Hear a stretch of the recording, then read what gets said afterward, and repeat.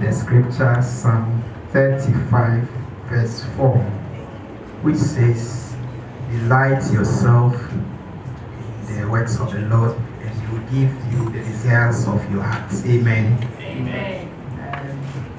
I joined Full Gospel about, let's say, 10 months ago. Through Full Gospel, I had the opportunity to meet my boss, and I'm working with him currently.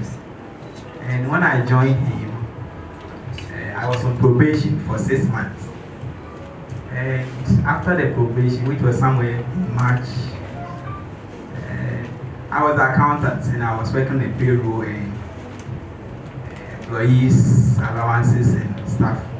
And the employees keep on giving pressure that, oh, it's been years, some of them have been there 10 years and their salaries have not been adjusted. So they keep on giving me pressure that a new guy who has come here, I can speak to my boss and they'll do something about it. They'll do something about the salary. So when they come to me, I tell them that, no, go to the direct source. Although I'll speak, but if the Lord says no, nothing can be done about it. So I just keep on telling them that, yes, let's ask the Lord and wait on the Lord. Everything will be fine. Just a month after my probation period,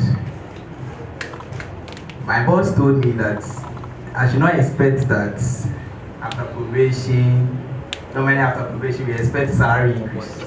I should not expect any salary increase. And I said, hey, this man, what is he talking about? But it was my heart desire that after the probation, my salary range or my salary, my gross will at least change. So I was praying about it. A few months after, I was there when he forwarded a new salary adjustment to me. And God being so good, the adjustments that He did, I joined the company 6 months ago. Mine was the highest. My salary was increased by 50%. Those who have been with the company for over 10 years, theirs was not even up to 25%. So I'm here to encourage each and everyone that every desire that you have, be it employment, be it salary increase, yours might not be salary increase. Just commit your heart to the works of the Lord, and He shall give you whatever you desire. Amen. Amen. Testifier, wow, that's my boss himself. He's a banker. He works for Standard Chartered Bank. He's the operations analyst. He fellowships at Agape Chapter International. He's the deputy outreach director, East Legon branch. That's my boss. He's married to Audrey, God with us, Aqua. He has one lovely son, and his name, Mr. Emmanuel Ni Odate Aqua.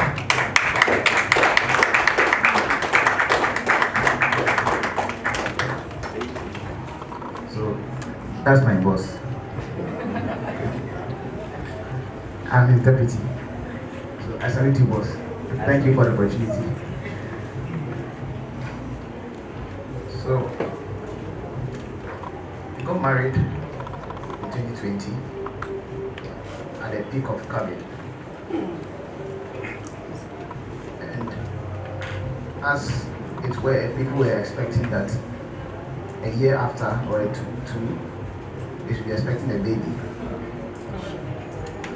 But my wife, before we got married, had mentioned that certain men of God and prophets had spoken to her concerning the childbearing, and that there was going to be a challenge. But I encouraged her that no, I know the God that we serve, and even if there's a challenge, the Lord will give us a testimony. So fast forward in November 2021. At this point, my wife was 5 months pregnant. and we had been praying throughout. But there were times when she would feel pain, and afterward, the pain would just disappear. But this fateful morning, we woke up and she started complaining that she was feeling some pain. We thought it was the normal routine, but this time it wasn't so. The pain persisted till late afternoon, around 5 p.m. And so we decided that we were going to go to the hospital. But my car was also with the mechanic, so we had to arrange for Uber. Whilst we were getting ready and the Uber driver arrived, the moment she stood up, her water broke. And so we got to the hospital, long and short, the baby was gone. Doctor came and said, right, the following morning, he has to remove the baby.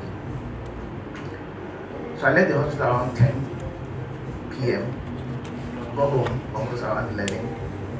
The moment I sat on the bed, my wife called me that the baby just came out by itself.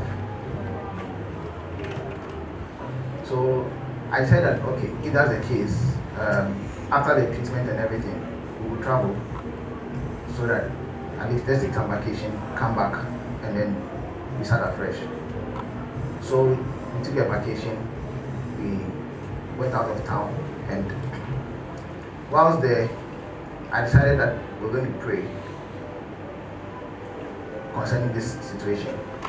And it was getting closer to the new year, so the last week of December, normally I will fast and pray throughout that last week.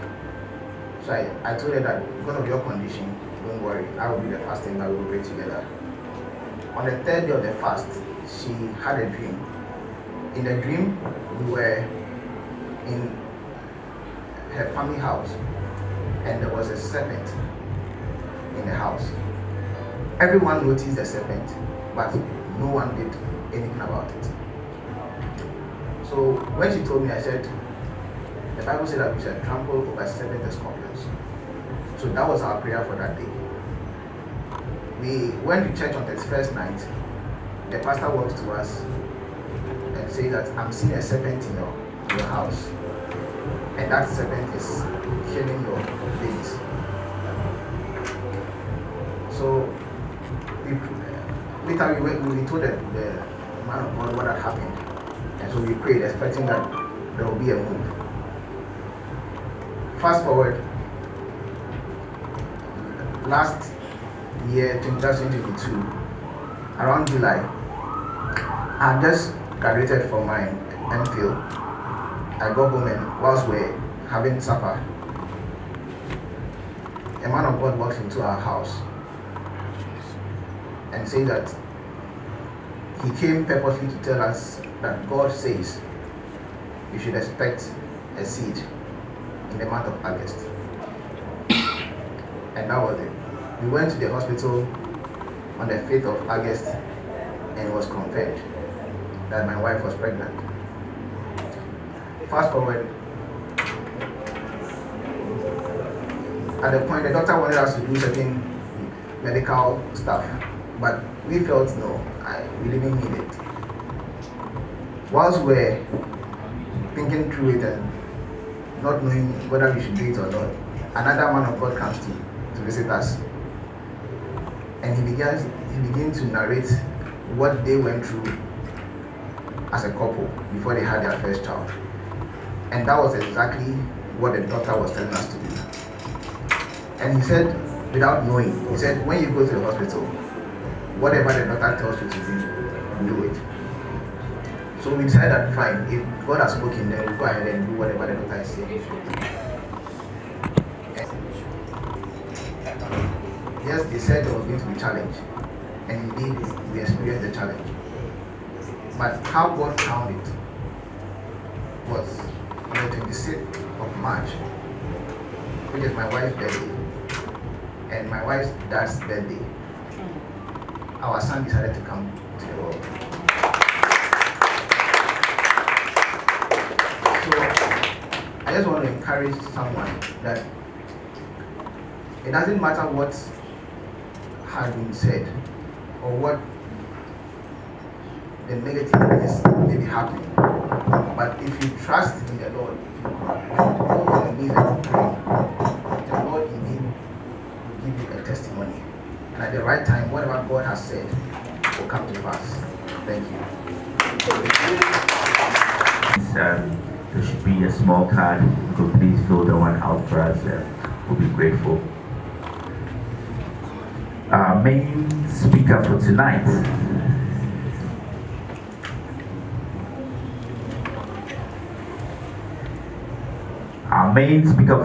is a business leader and seasoned HR practitioner with vast experience in organizational development and leading change. She's also a talent manager and for international companies in the voluntary sector.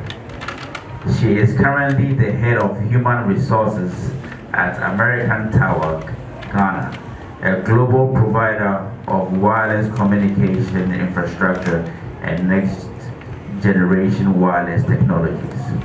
American Tower is a Fortune 500, S&P 500 and Forbes Global 2000 company. She is an accredited coach and member of the International Coaching Federation. Wow, she's a great woman. Her place of worship, Presbyterian Church of Ghana. She is married to Mr. Asiedu-Attafuah and she has 2 children. Please let's welcome Mrs. Letitia Asiedu-Attafuah. Thank you. Taking time this evening to join us. I want to. Oh, I forgot. I was the one who couldn't do the mic. So we're testing something out. I fiddle a lot, so couldn't do that. So I just want to say thank you to the executive members and all of you, Agape Chapter, for inviting me. Reluctantly showed up. You know, I'm somebody who always thinks, oh, I'm not sure I want to stand in front of people. And then I'm a Christian, I'm a Presbyterian girl. And even as our brothers came to a learning organization, because at the heart of your organization is the word men. But there are women here. Yes. And also that you're sharing testimonies which are personal importance, you know, very deep-seated importance stuff, sharing with all of us, because we're hopefully all in Christ. So I think I'm in safe hands. I just want to say thank you very much for having me. And also want to applaud the speakers that we've had earlier. You know, in leading up to this topic, building the learning organization, I was sort of thinking about some of the topics that have been raised. Managing change. There was change management. There was the high-performing teams.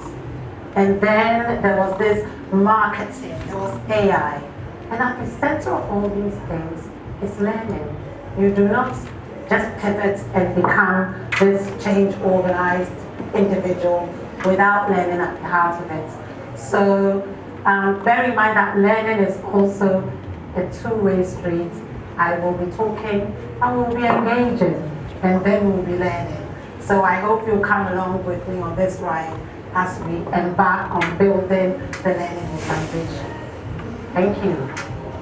So, my agenda for today. Oh, something's happened. We're learning already.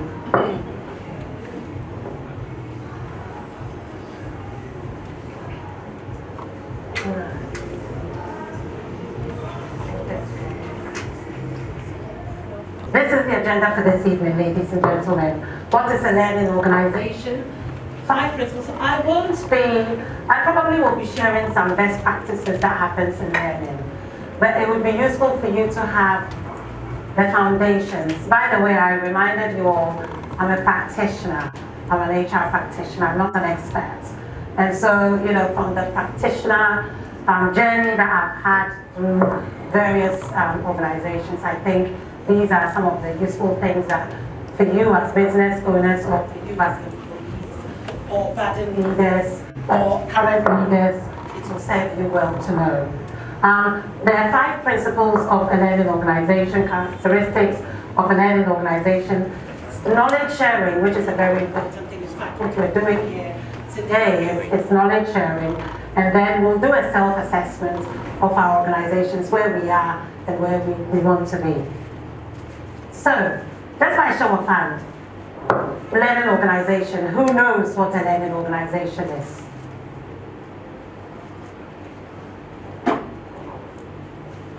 Okay. You know, but you're sort of going like that, right? It's all good. So, we're here to talk about what it is. We have 2 definitions. An organization which you cannot not learn. So you must learn. You cannot not learn. Because learning is so insinuated into the fabric of life. And this comes from someone called Peter Senge. In fact, he is the one who brought the concept of learning organizations. It's written a book called The Fifth Discipline. So when you have a moment, you can take time and read about that. There's several traces of what he said.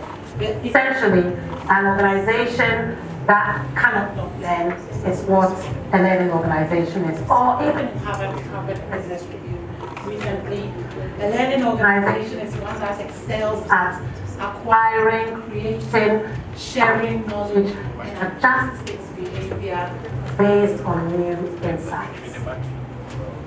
So maybe you want to digest that for a minute and start thinking, which organizations, even in this our Ghana here, excel at acquiring, creating, even pivoting their organizations through learning. Now, we'll come to it. Let us remember that this is the inspiration. This is our vision for what we want our organizations to be. So, learning obviously is a journey. It takes time. You build the steps. You must set as an organization the culture, the commitment, the attitudes, the investment for learning to take place, let alone to even have an organization that thrives. So we're sharing this with you in the knowledge that it's not going to happen instantly, it is going to happen over time. But having that concerted effort and having the ideas that go behind what makes a learning organization is what you want. So, the business case for having a learning organization is this. It's saying, Peter Senge said it at the time, but I actually think we can even scrap the may, because certainly learning organizations are what makes sustainable businesses, I think, period. At the time he said, organizations learn where the rate at which organizations learn, they become the only sustainable source of competitive advantage. So I want to take your mind back a little bit. When you think about in the world, we had COVID, something that nobody ever predicted would ever happen in this our lifetime. COVID happened. Then there was market volatilities. Then there was supply chain disruption. Then there was Russia-Ukraine war. And all manner of things are happening in Ghana. We have taxation upon taxation upon taxation. And we even have, I think one of the speakers before suggested a learning company is adaptive, flexible, and open to new concepts. And when you think about Ghanaians, we love learning. And so you wonder why our organizations don't learn at the same pace, right? And so it's up to us, obviously, sitting here today to say, we love learning, but how do we translate it into our daily lives, into our workplaces, so that we can be adaptive and make sure our business grow and thrive. So this is the crux of what makes a learning organization. A shared vision. And it's interesting, when we are employed into organizations, we all see a vision, right? But how many of us are actually brought along into what this vision actually represents, right? And as business leaders, as business owners, as potential leaders, wherever you are on the chain, remember this. The vision is not just words inscripted on a wall. It is something that has to be shared. And normally, when you're bringing people into an organization formally, you probably do this through onboarding, which is why you have to let people understand the reason why you exist, to see whether their values and their own thinking, their own vision align with it. In fact, even going back through the recruitment process, right? Because if you are trying to hire somebody to an organization, you need to know that what you represent is what interests them. Otherwise, they'll come to your company and they won't add value. A shared vision. Everyone owns the vision and has the focus and learning and energy for it.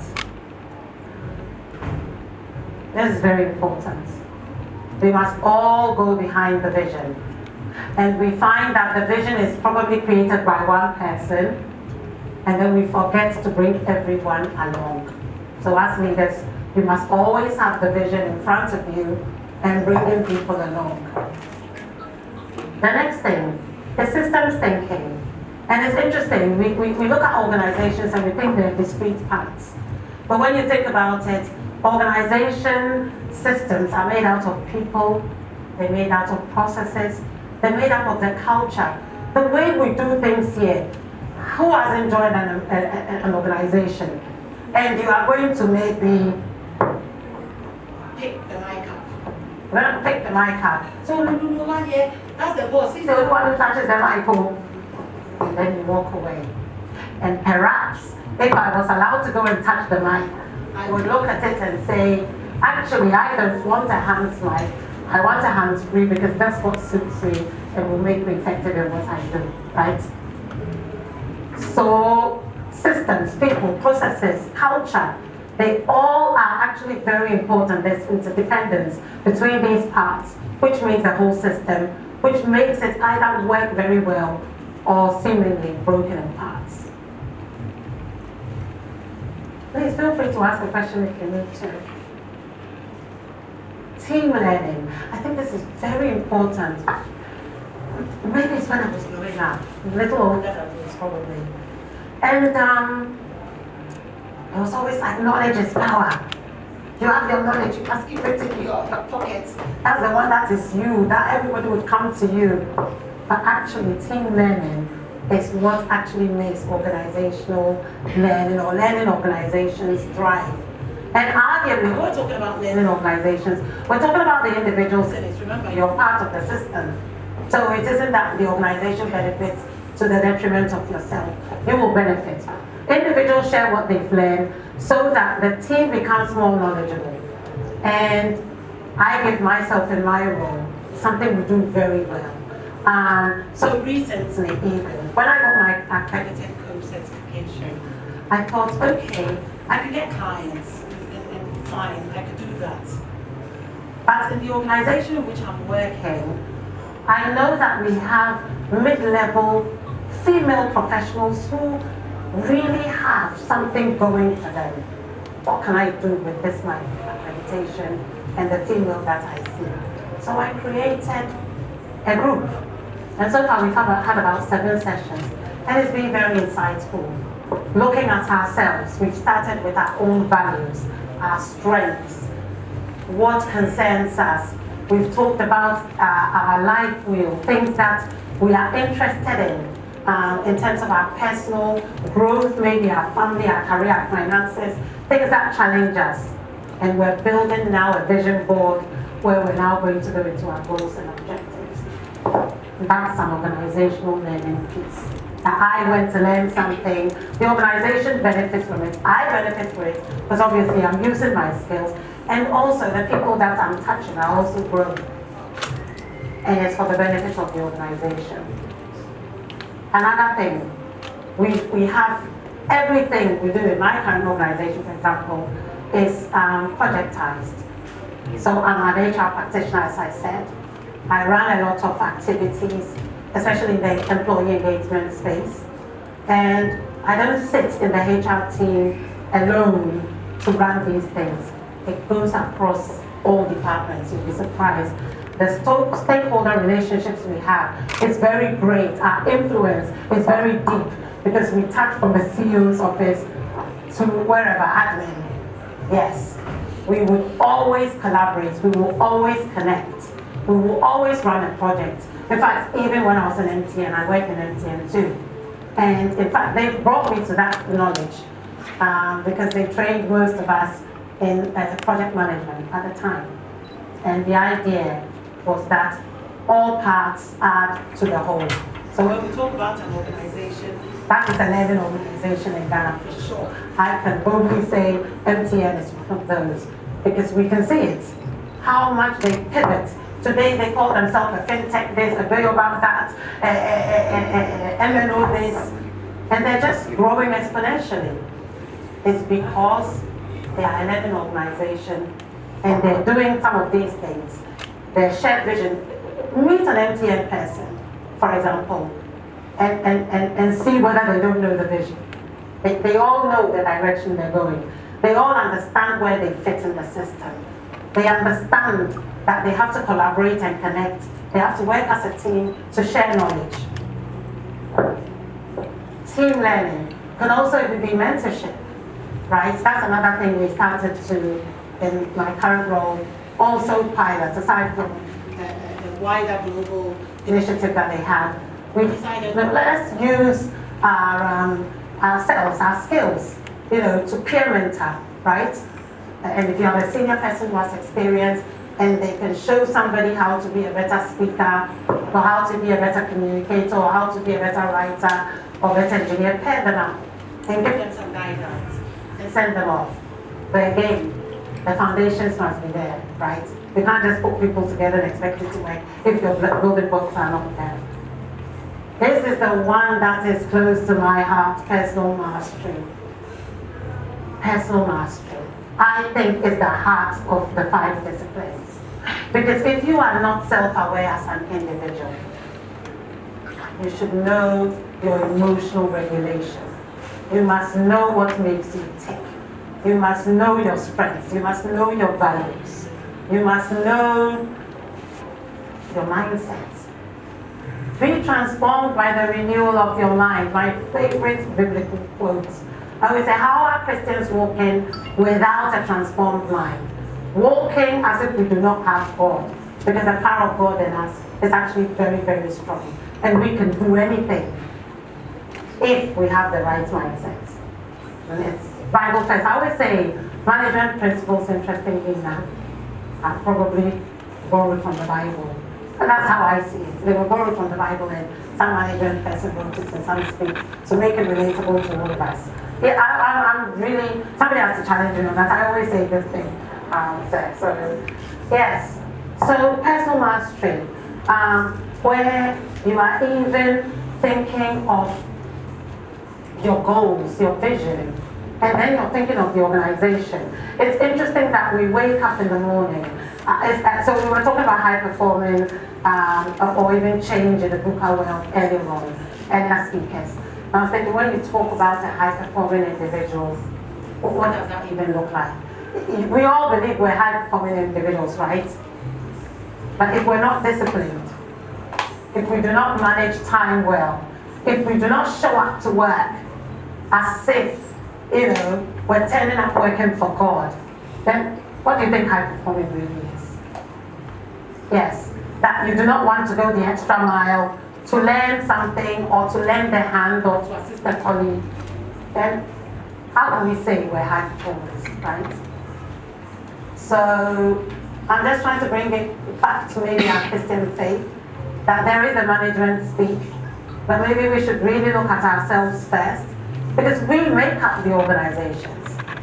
And so if we have the right mindset, we have the right values, we have the right strengths, we're using what God has blessed us with. Anything go wrong around us, we will be the change agents, and people will be following us.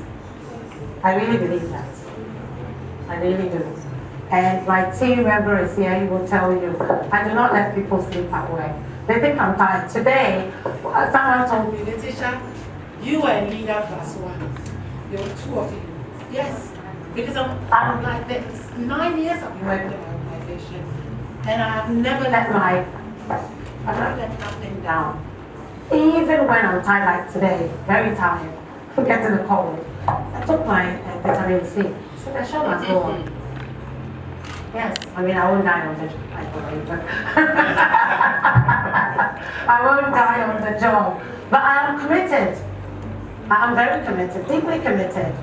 And I feel like I'm wearing the banner of Christ on me. So wherever I go, I must be this person that I'm professing to be. Otherwise, what's the point, right? Personal mastery. Individuals are committed to the process of learning. And I showed you how we were there. Another favorite of mine is mental models.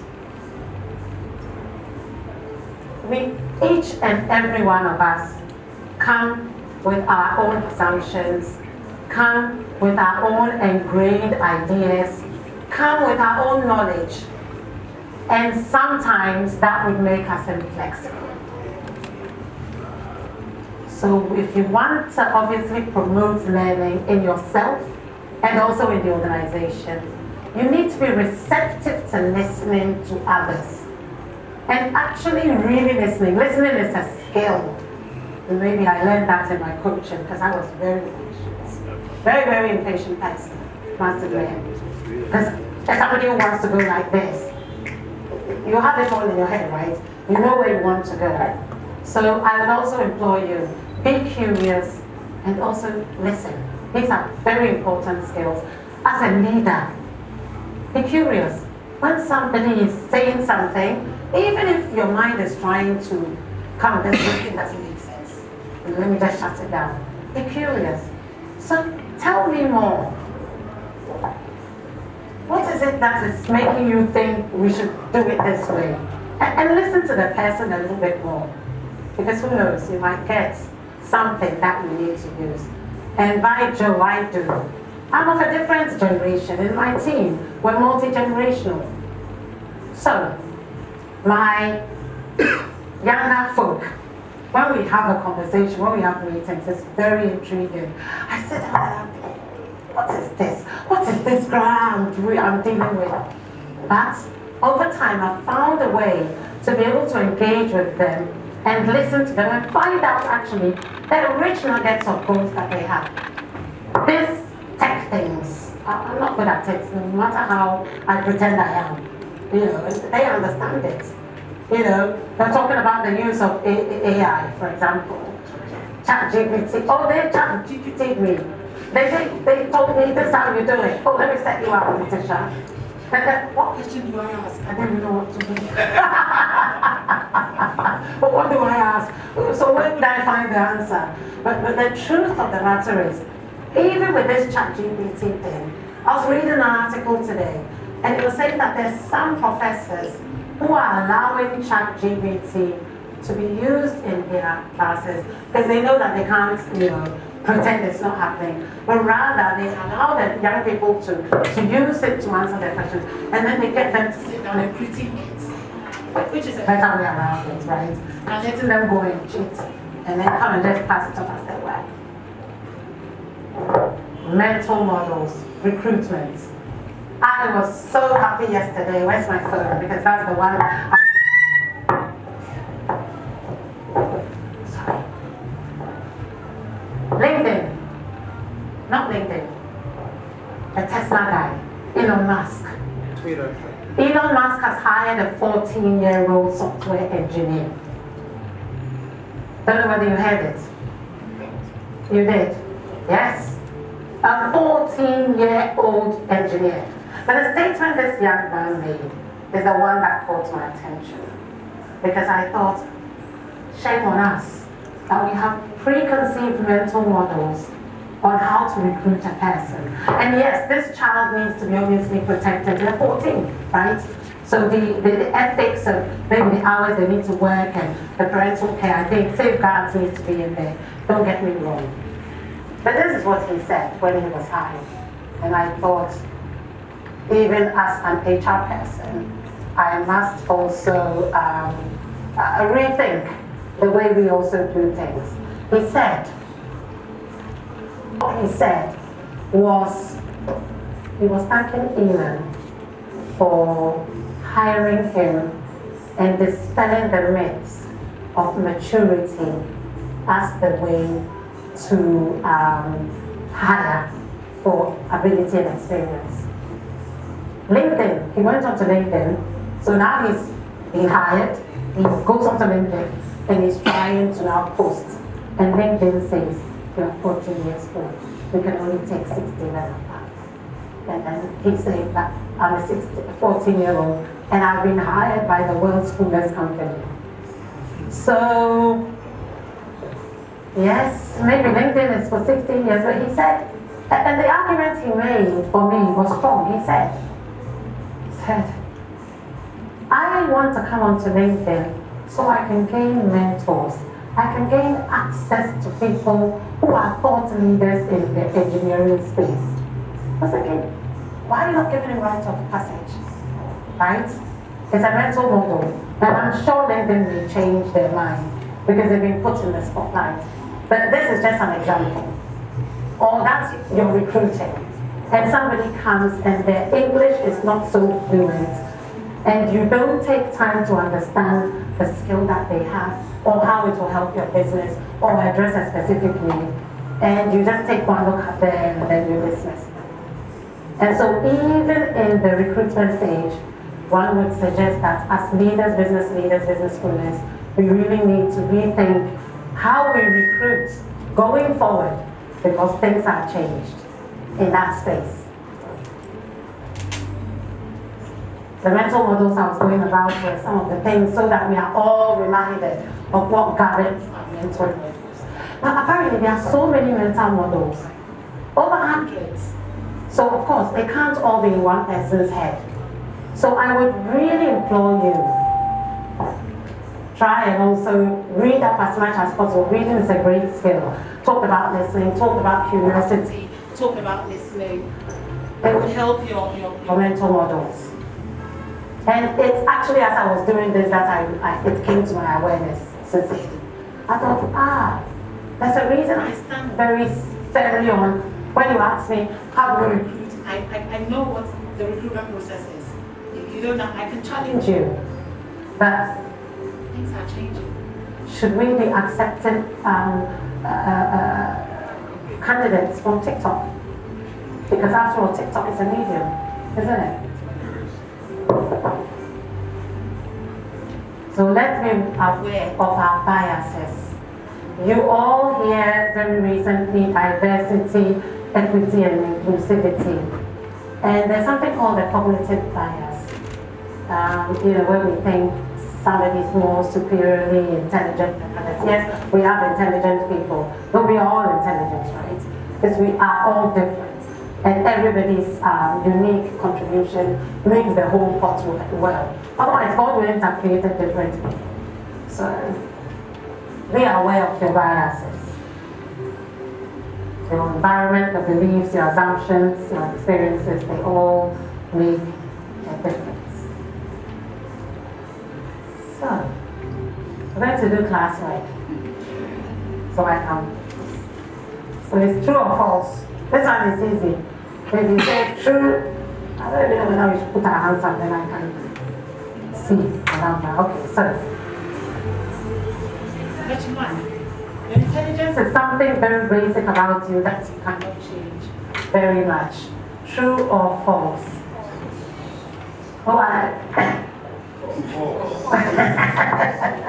Okay, so for those who said false, is anybody who's saying true? Okay, so anybody wants to say why false?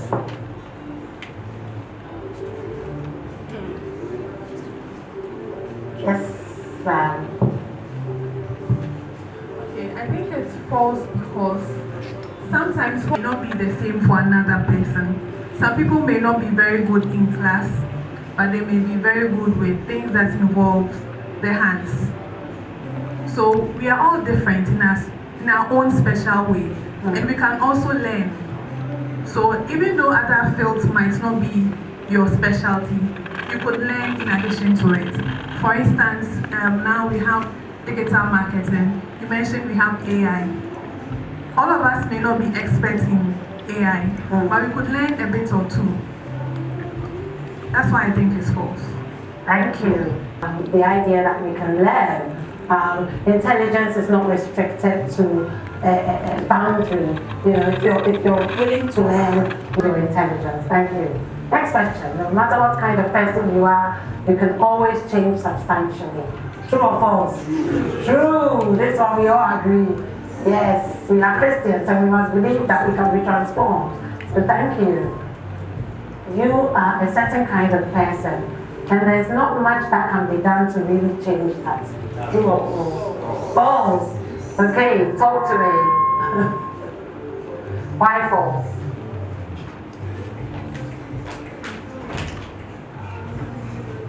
Yes, sir.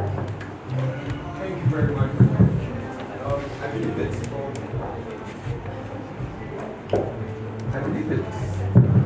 I believe it's false because as individuals, our self-image is based on experiences.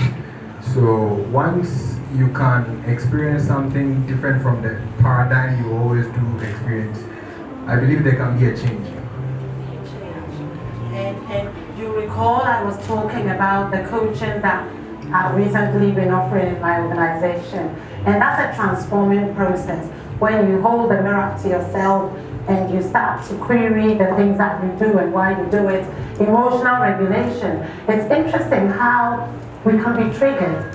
And if you're being mindful, you're being intentional. When I talk about mindfulness, you know, as I said, I used to be very impatient. And you hold the mirror up to yourself and you have to now ask yourself, Letitia, why are you impatient? So now I have to answer myself, what makes you impatient? Oh, because the person hasn't answered it as I want. Should they answer it as you want? No. So what can you do to make sure that you will be, patient enough to listen and maybe take out of them and then rework? Then you self-talk. So next time you have a conversation, you find that you are changing. You're modifying your behavior. I'm not saying that you completely change yourself to something unidentifiable. I was having a conversation the other way. Who has heard this thing that's being your authentic self? That's my favorite thing. Everybody says being your authentic self. What does that even mean? Who can tell me about authentic self?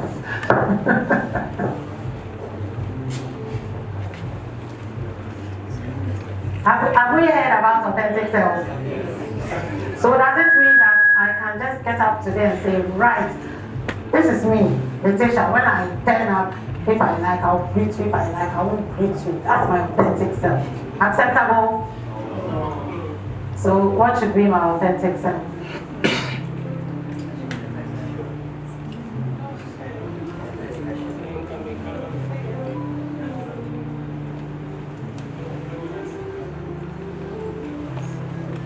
Before me, just like the statement our mother made that we are uniquely created by God. We all have our unique abilities, something that God has imbibed within our system, so much so that we can do very well, just at the click of the hand. And with that, you can do it to the extent that you don't have to even think about it. That is what makes us unique as individuals. But to the larger extent, you might see someone doing something so well, whom the person might be applauded for. If it is not within your means to do such, you don't have to mimic it. You can learn from the person at a distance, or you can even allow the person to mentor you. But you don't have to do such that you mimic the person and then become what the person is. Otherwise, you will never be good at it. So you have to be yourself, what you can really do best. You do it at the very peak and gain mastery in it. That's what I mean by being your authentic self. We look at the way we are, and we do a self-assessment, which is what I was talking about you. You do a self-assessment and ask yourself, to what degree is this even in line with you as a Christian, right? And then you self-check. Okay, maybe my speech is not so strong, or my attitude is not so good. And so how can I improve it? How can I be the best version of that so that I can show up as authentic Letitia, as God intended me to be, right? So authentic self is no longer that, take me as I am. That's me. No. It is you at the best version of yourself. where you are trying to modify those bad or traits that are not complementing you or even your Christian faith, and be the best version of yourself. So, ladies and gentlemen, that's something we all must work on, so that when we go out and we say we're Christians, in fact, we don't even have to say we're Christians. It should show. It should be a written testimony. Okay, so I'll whiz through. No matter how much intelligence you have, you can always change it quite a bit. True or false? Fantastic. You can learn new things, but you can't really change how intelligent you are. True or false? False. Even one little thing that you get is a thing. I got mental model from this when I was putting it together. You can always substantially change how intelligent you are. True or false? True. Okay, so this comes from mindset. I wanted to share with us the principle of mindset so that you can remember anytime you're doing something. These are the mindfulness and intentionality I was talking about. When you're going in your organizations as a leader, as an individual, you ask yourself, is this me being a fixed mindset person or a growth mindset person? Individuals believe that their intelligence and abilities are fixed traits that cannot be significantly changed. That's when you have a fixed mindset. You believe that I am what I am and nothing can be changed. And so you take this rigid position. And if you have this in your organizations, see what uphill struggle you have. You know, you have that boss who, that is what they were taught. When I'm thinking of my dad who was, my late dad who was born in 1936, who went to his school and he thinks, I don't know, and then I tried to tell him modern concepts of ChatGPT. It's not gonna work. He's fixed and he says, when I went to school, we didn't use a calculator, it was all by hands, and then they'll tell you all these things and you have to sit. We have some in the workplace, even in our generation, which is troubling. And sometimes fixed mindset is not a bad thing, but sometimes it actually can be a derailer. And so we must watch out for it in ourselves and then recognize it in others. You can't also go around and say, hey, you're a fixed mindset man. Go and create havoc in the workplace. No. You have to go for a workaround to try and obviously bring them along. And then on the growth mindset side of things is a belief on intelligence, that we all have the potential to grow, learn, develop, thrive. So for people who sometimes you think, oh, they are optimistic, overly optimistic, sometimes it's because they probably have that growth mindset. They believe in themselves, they believe in their capabilities, even when all things are showing that it's not working. And indeed, they learn from mistakes. Mistakes are actually a platform to get better at things. So when you are a leader or a business person, you cannot use mistakes as a weapon to be beating your staff on. Actually, you take time out and you say, okay, what went on here? What was the lesson did we learn? What can we do differently? And then we can pivot and make a difference. Obviously, if it is something very serious, that has to be dealt with. But normally, everything is a learning opportunity, especially mistakes. You agree? Yes. It's happening. Everything, I really believe that. And so for those of us bringing up children, our wonderful young man who's bringing up the baby, don't say, not to you. Sit the baby down and say, what did you learn from it? What could you have done differently? I know it's time consuming, but it pays off. Yes, engage in dialogue. Because even the emotions, I understand that even these emotions that we're talking about, emotional intelligence for adults, the same for our children. You know, when a child is upset, they'll just say, no, just, stop crying and shove a sweet in their mouth. But sometimes they're going through something and you need to try and understand what's going on with you, why are you upset, why did you do that, what could you have done differently, do you want to apologize? And you're also teaching them how to actually manage their emotions and their communications. Vanessa, okay. Modern parenting is a different story. So, in a fixed mindset, failures and setbacks are often seen as a personal flaw. You are beating yourself up because you didn't do it right.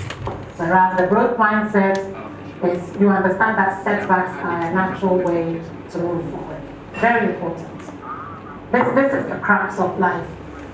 If you can get more on the growth mindset side of things, you are out to the winning streak.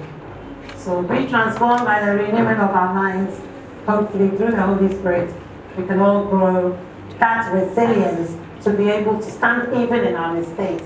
And for those of us who have businesses, to create that psychological safety. And there's another model, another idea called psychological safety, where you must create the environment in the workplace for people to be able to speak up freely.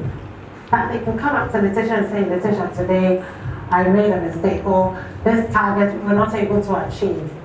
And for us to have a conversation, or maybe I say, go to I'll assign you a mentor, or I'll assign you a coach, or work in a different team so that you can build your skills or knowledge, rather than somebody being afraid to come and say what hasn't gone right, because the culture is not conducive to open communication and transparency.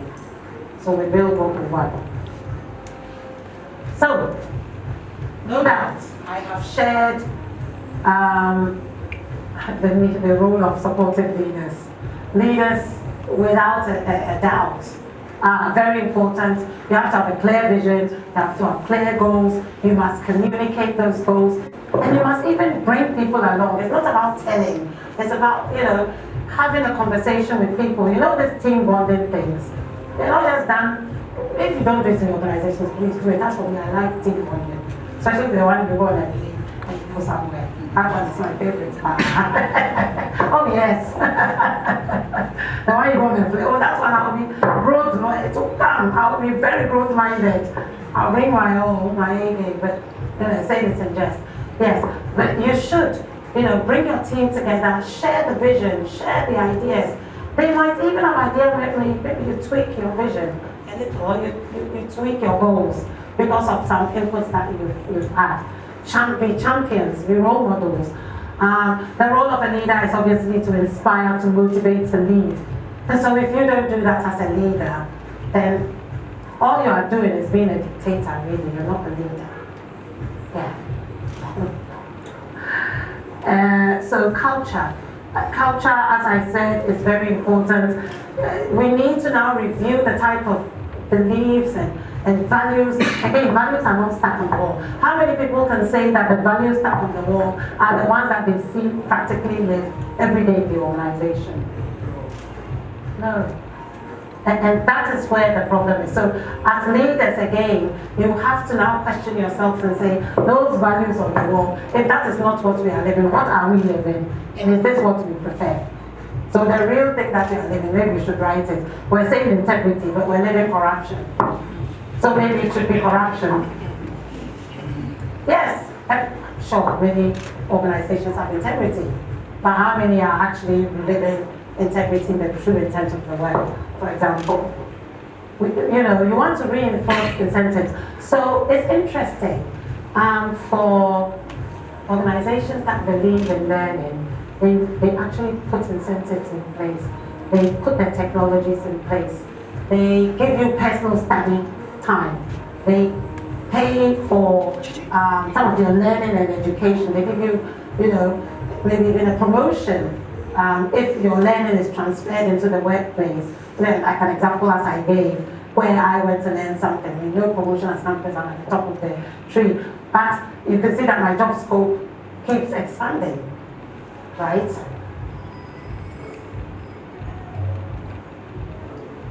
Intuitive knowledge process. So another thing you want to do is instituting this learning circles in your organization. There needs to be a system where you are always learning. And learning can be in and out of the workflow, right? Can you imagine when I'm speaking with my team at our team meetings, some of the topics we talk about, but that comes back to work. It's very interesting. We could be talking about a topical thing, and I'm always talking about topical things. So today, for example, I was reading, there's something on BBC, the embryos are being put together from synthetic material. That's very frightening. And I was thinking about ethics. If you work, so even just thinking about ethics, then you start thinking, okay, how can even we involve in our policies ethics in learning, right? Because learning clearly is what they were doing, all those professors, and they've overlearned, and now they are doing naughty things, and they are overlearned.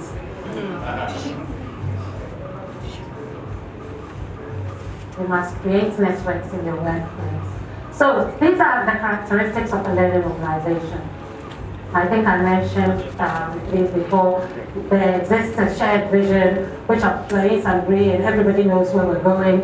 Your ways of thinking, which are not relevant to where we need to be today, you discard it, and you open your mind up, and you take new mental models on, and you apply, and you learn, and you apply, and you keep moving.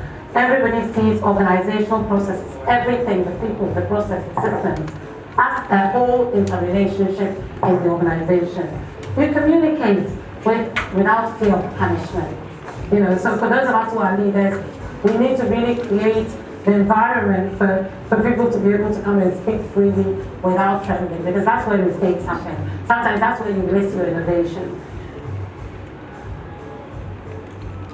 And for team learning, you put yourself aside, and then you make sure that you come together to learn. I can see the time is going. So creating a knowledge sharing process, quickly, we want to define who can go into a learning circle, right? There can be multiple learning circles. So, you can create one evening in Agape Chapter. Maybe there are people who do learning and development, there are people who do technology, interest groups. You can do your learning circles and again, get moving. That's how learning actually, I think, multiplies, right? The multiplier effect. So you define the actors, you identify the learning needs, you identify the high value sources of knowledge. So we know that our president, for example, we've got a lot of knowledge. We know that. Yes, in design thinking and all that. For those of us who want to design think, we go to him. Align resources and support to new capabilities. Translate processes into steps.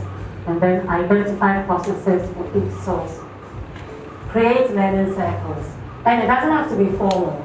Even in your organization today, even if you're not even in a learning circle, there's nothing, a learning organization, there's nothing to stop you to call 1, 2, 3 people and say, we're going to create a wave of change. We are going to be the change agents and see what happens. 3 people sit down, we learn, we check their boss, this is we are bringing up. And maybe after 1, 2, 3 times, you give up, you listen. Yes. There are challenges. I think we've already said it. Key stakeholders aren't fully bought into building a culture of learning. There are no clear goals. So for those of us who don't have clear goals and objectives in our organizations, that's a red flag. You cannot be in an organization that doesn't have clear, smart goals and objectives. So if you don't know what your clear, smart goals and objectives are, I suggest tomorrow you go to your boss and say, okay, this business we are in, where are we going? What are we supposed to achieve? What is the number? When are we supposed to achieve that number? How are we going to achieve that number? That sometimes maybe gets leaders to set up. Insufficient incentives, I talked about it, you don't give the time off for learning and all those things. Where do we go from here? Inadequate support or resources to implement a culture of learning. Learning is currently not recognized or rewarded at your company, and uncertainty about the most effective processes for capturing and sharing learning. And I just gave you about the knowledge sharing process. So try that on your own, even as you try and pilot and pivot. The benefits are immeasurable.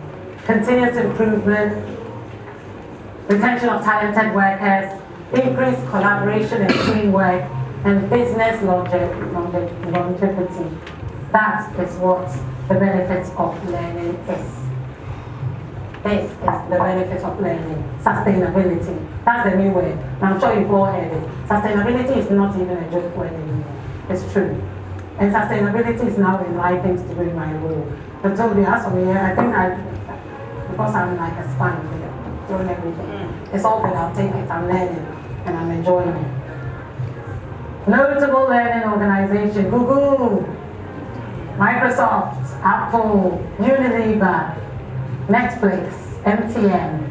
And the reason why Google I like to share, because Google have to today something called a 20% project time. And every week, every employee has 20% of their working time to go off and do something of their own choosing. That's how much committed we are to them. And guess what? The Google News came from such a thing. Yes, they have a number of products that came as a result of this. The idea of psychological safety, even as a concept in business, also came from the 20% time of that somebody went off and just, they had this project, Aristotle, and then they came up with, they did some research, and then after time found out that actually creating a safe working environment was the bedrock of actually creating a learning organization. Because of course, if there's no safety, how do you even start to see the system is not working for even somebody to listen, and then the rest builds up. Unilever, they have to pivot or change. Their market is like one of those, they're selling every 5 minutes, Dove soap, Sunlight soap, and then we have Yas. Who else is there? There are all those other products, on their back of them. And so if they didn't pivot, they would also crash and burn. So they've also adopted a learning organization. I want to, as I come to an end, sorry, I'm flashing up here with this, I think you must all self-assess. So as we're coming to an end, this will be what you use to assess either yourselves or your organizations. Are you aware and aligned with your company's vision and values? If you're a business leader, you ask yourself, do your employees know? Do you understand your discrete role compared to what happens in the organization? Is there a culture of teamwork and collaboration? Are employees allowed to make mistakes? Or is there a culture of silence?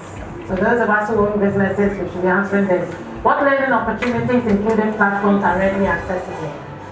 Do you give them time off to learn? Do we have a growth mindset culture where we encourage people to learn, to enjoy being challenged, and also develop new skills?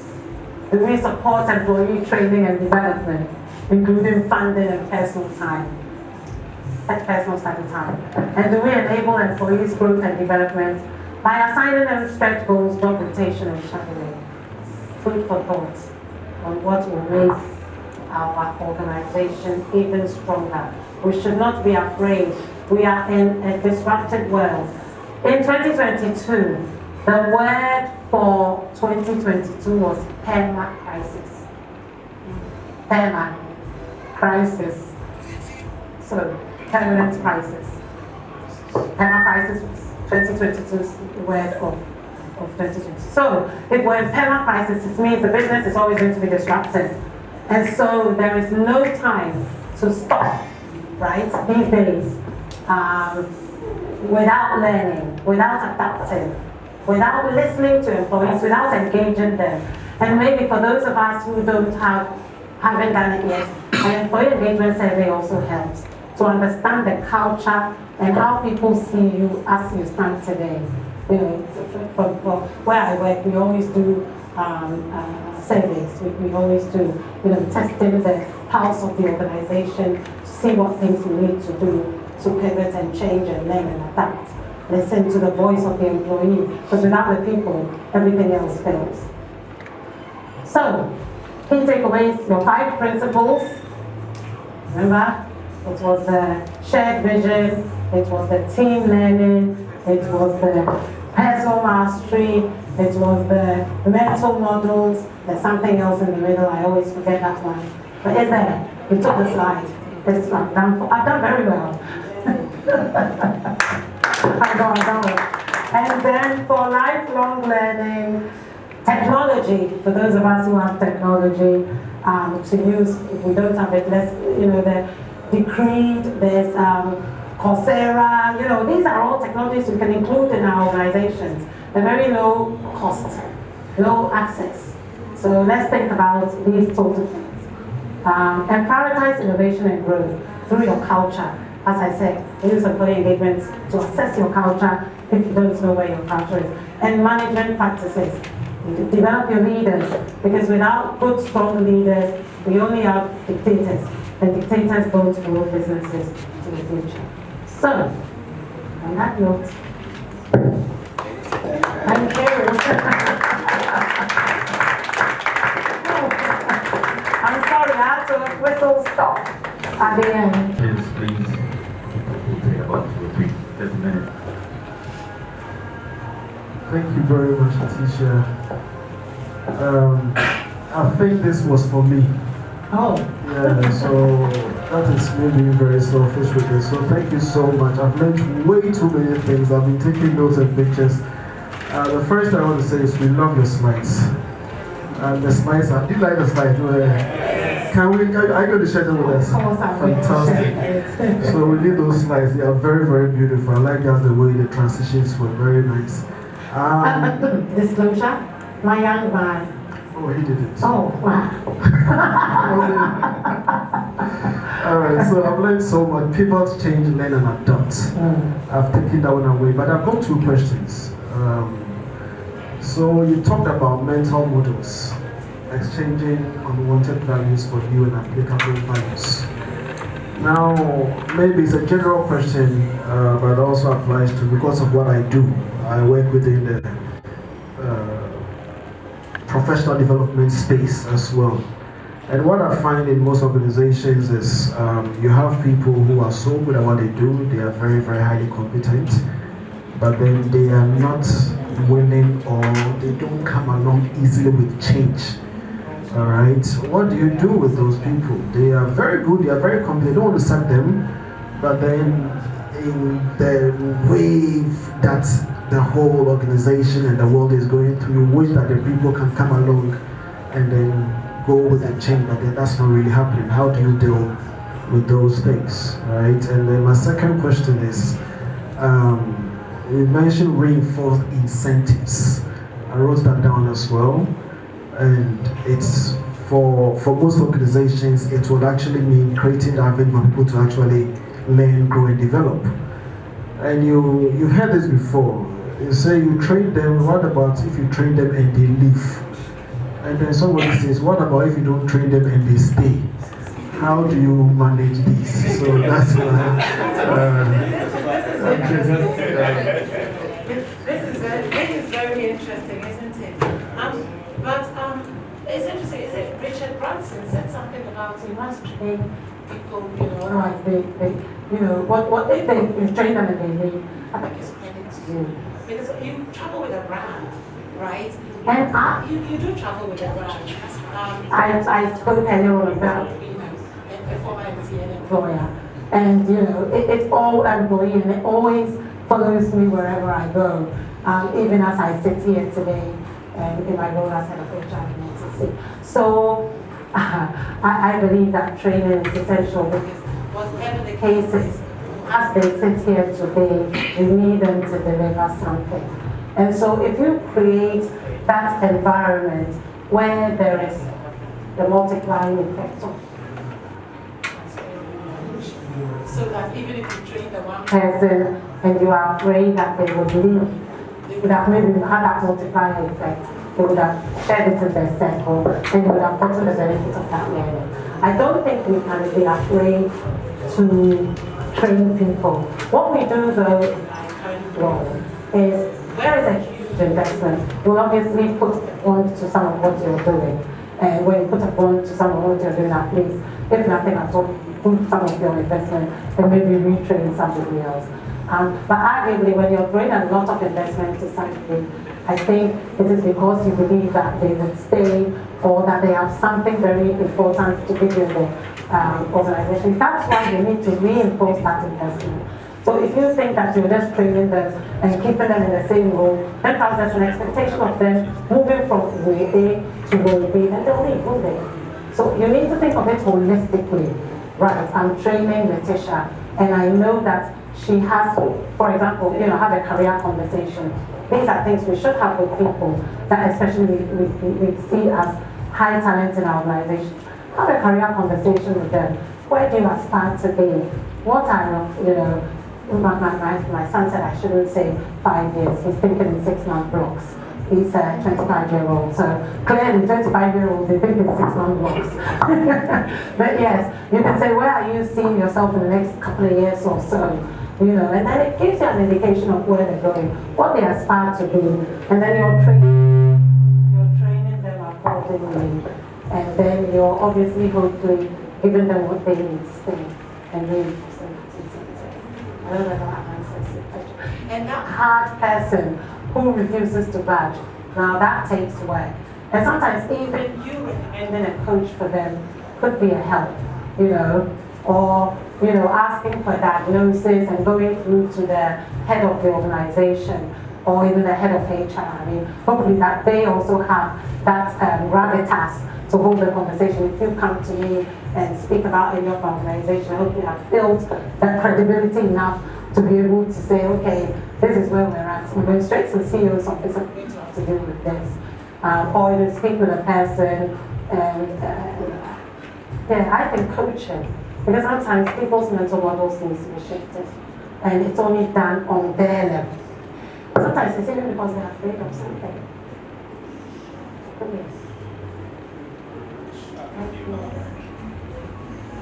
All right, my question is, before my question, I would just say, you said that Ghanaians like to learn, but they don't come along so much in the organization level.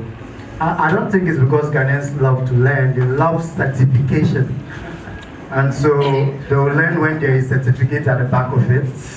And so if there was some way that organizations find a way to reward learning, which is not so much also in Africa, you can learn, but then it doesn't reflect so much in your work status or title change or your pay and all of that. That's just a brief statement. Then, the Bible says that knowledge puffs up, and apologies to all the lawyers here, but I think that the reason is, when lawyers say we are learned fellows, I think that's one of the most wrongest things from the pit of hell.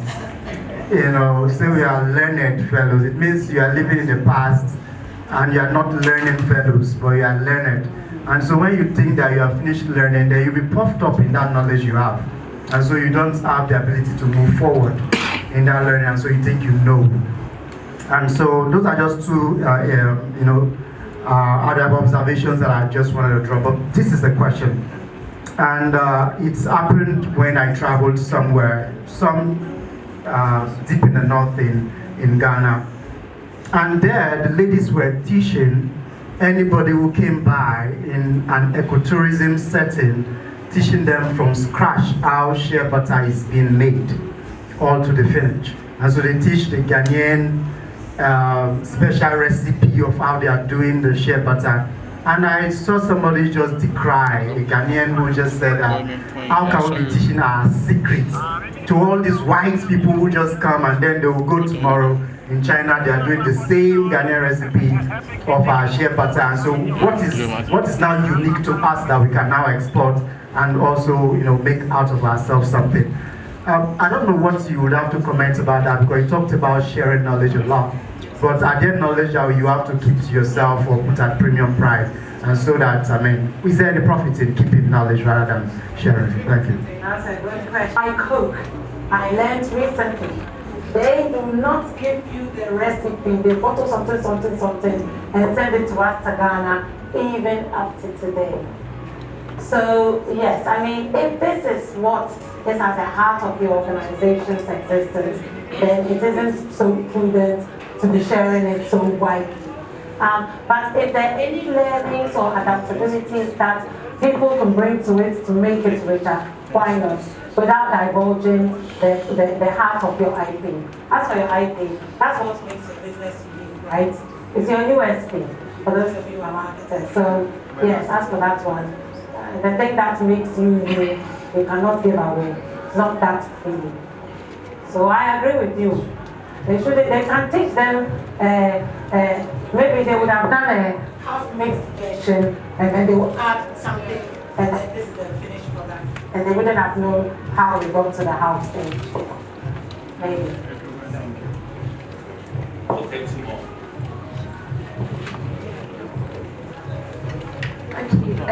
I'm in the learning end. How do you promote an environment of learning without it sounding like an imposition? Because the demography of my workforce are millennials like me who really feel entitled. So we and then you implement a learning model where you have a learning management system, several courses which the organization has paid for that you can do to build yourself and all. And it's so difficult to even get the rest of the team, about 150 employees, to download and learn. It's adding it to their KPI an imposition or, yeah. So in my world, don't forget the KPI is revolving, right? We have a bonus framework in my organization. So if it's in my KPI, then I will make sure that I deliver it because I will be incentivized for it. So then, even if I'm dragging my feet, I know that if I do this, I'll get incentivized for it. But I think maybe you need to also have conversations and find out what it is people actually want to learn. And maybe even letting people understand what are the upskilling opportunities that they have. When you just dump learning on people's laps, they probably don't see what the value is. But today, we always have to keep pivoting, we always have to keep reskilling, upskilling, unlearning, relearning. And if perhaps you can hold a level of some sort and let them understand what the company's goals are, what maybe their own, maybe team by team, what the skills that are coming up, the future of work, what's coming up in that area, and how it is showing up in their roles, and maybe the deficiencies that they have. They will be coming to you to say, as for this skill, we must have it. So, they must be a part of the process. So then it doesn't feel like you're learning them. Millennials don't like that. They have to own the process. I hope that answers your questions. Thank you. One more, please. Thank you so much, Mrs. Letitia. All right. My name is Asiedu-Attafuah, and I enjoyed your presentation so much. I believe that it's going to help me in my business in the future. But there's my question. How about if you are, let's say, working with a leader whose actions and behaviors are not helping the learning process? It's actually impeding it. Now, on the other hand, the leader doesn't want to lose you. What do you do? How do you deal with that situation? Please, do you understand that? Yes, I do. So you have a leader who doesn't want to let you go, but they don't want to listen. It's all in communication, isn't it? And relationship building. And sometimes even making the business easy. Right? I always say, perhaps you haven't put your case forward, whatever the case is that you want them to listen to. You need to, I'm sure you will know the person well enough to know this is what makes this person tick. This is what makes this person tick. So you have to look for evidence around the things that will speak to their emotions, to their intellect, to their pockets. They have to see something is coming to them as well. And when you present it, assume that they will be like, tell me more. Maybe take away something, add something, then you start. Then you pivot again, then you carry on. So I feel that it's being patient, understanding the thing that drives the person, and using those elements to speak back to them. That might get you a win. I hope that answers your question. Thank you. Wow, great. Thank you very, very, very much, Mrs. Attafuah. Thank you very much. Let's put a hand together for Mrs. Attafuah. Very, very insightful. Very, very insightful. I guess we've all learned something today. We even learn from making mistakes, right? We all learn from that. Nobody's perfect, but we just need to focus and strive. Yeah. From the ladies of the fellowship, we have a little token for you. On behalf of the national president, the field rep, and the chapter president, we would like to say a big, big thank you. You have delivered a timely message, and I'm sure we are all blessed by her delivery. and we want to present this to you.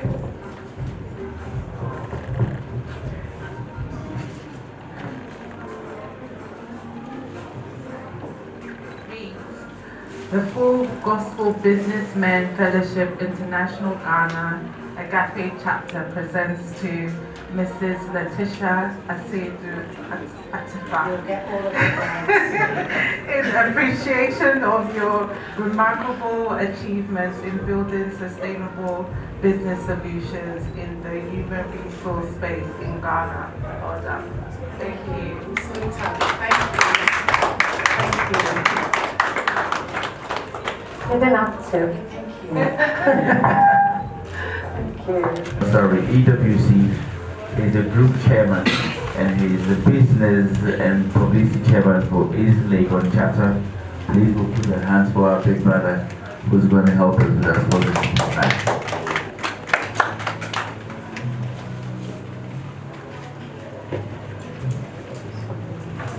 Good evening, ladies and gentlemen.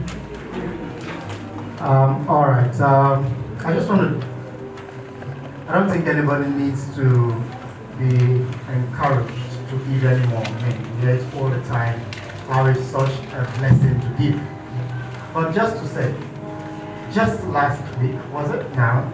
A few days ago, was my birthday, and my mom called me, and she just was blessing me with too much of pride, and I said amen until my mouth was even turning into something else. And when she was done, I said, this thing now we have to put offering, isn't it? So I wanted to send her something. And something happened because I realized that anytime I sent my mom, especially something, I get money back immediately. Like maybe that week or something. And somehow, the Holy Spirit has told me it's tied to the money I gave to her. And this one was very, very automatic. So when I was just fetching for the money that I was sending off to her, immediately I brought my hand back. My hands-free was in my AirPod was in my ears, and I heard a beep on my phone. And immediately I brought my hand back. I'd already received about double of the money I just gave to her right now. And this one was so apt, just confirming what I thought before that time. And what I want to say is that, I mean, this is just a human being. She gave birth to me and so what, you know what I'm saying? So this is just a human being. And you give to this person, and what a blessing that comes from it. Not to talk of giving to God. And every time that I've given to God, there is just such a blessing that God never owes anybody. And so I just want to encourage you this evening to give your best and see how that turns out into pressed down, shaking together and running over. You know the rest. So please do your best today for God, and I'm sure you would be glad for it. Thank you very much.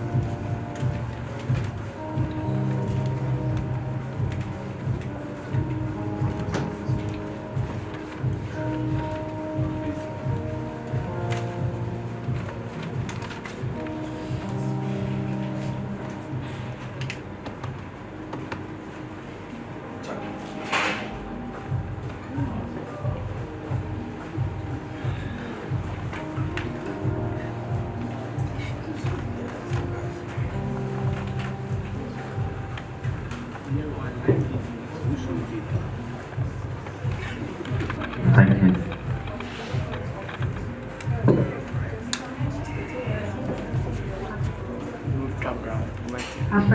Heavenly Father, we just want to thank you so much for another opportunity to give. For even those who may not have been able to give, precious Father, may you make a way where there seems to be no way. In Jesus' mighty name, pray with thanksgiving. Amen.